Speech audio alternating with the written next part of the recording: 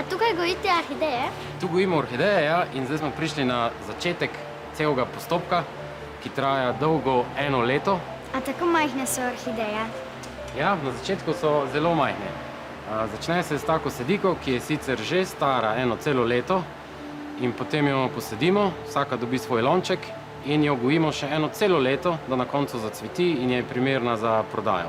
Tu zdaj rastline obešamo v te rokice in rastlino stisnejo, da se potem stroj vrti in na drugi strani rastlino vloži v lonček.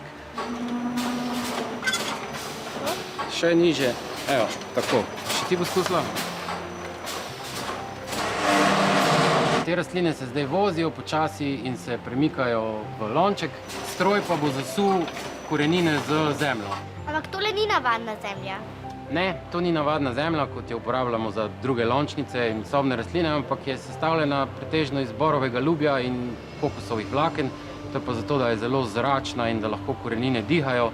To so namreč navajene tudi v naravi, kjer orhideje rastejo priraslo na deblih dreves, na vejah. Kje smo zdaj tu? Zdaj smo pa čisto na koncu postopka sajenja, kjer so rastline že posajene in se po tekočem traku pripeljajo do tega robota, do te robotske roke, ki potem lončke zagrabi in jih na mero odloži na mizo, da so vse enakomerno oddaljene ene od druge in da nam tega ni treba početi na roke. Kaj pa tale miza? Vse rastline gojimo na teh mizah in kot smo prej videli, smo tam posajene rastline odložili na mizo.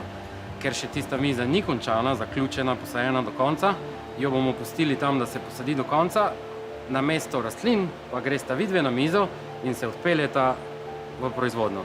Sta za? Ja. Evo, izvolite.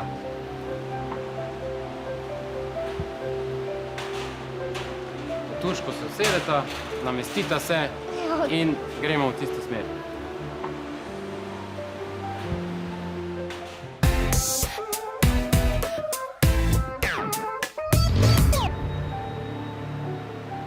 Wow, kdo pa zalije vse te rastline?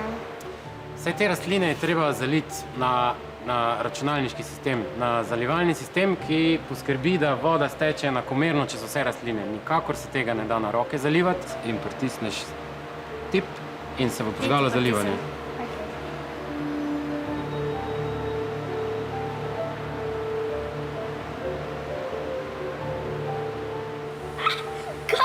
Vidite, koliko so drobne kapljice? Ja.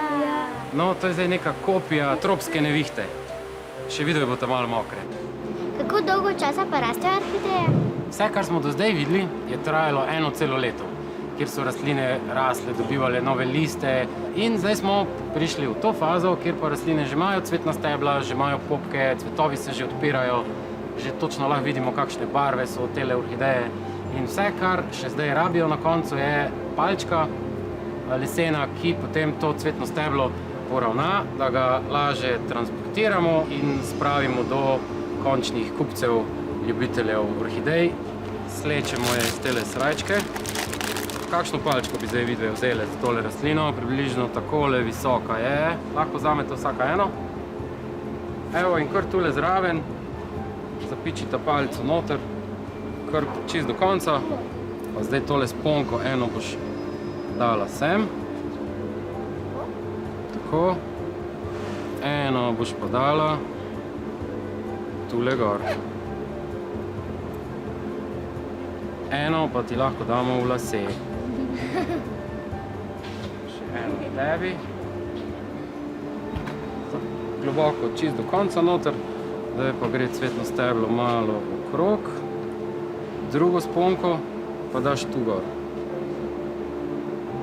A se orhideje med sabo kaj razlikujejo? Čeprav gojimo samo eno rod orhidej, ki se jim reče Phalaenopsis, to je točno to, kar zdaj gledamo, ampak gojimo nekje 50-60 različnih sort. Razlikujejo se pa po barvi, po velikosti cvetov, po višini cvetnega stebla. A imajo vse orhideje enako število cvetov?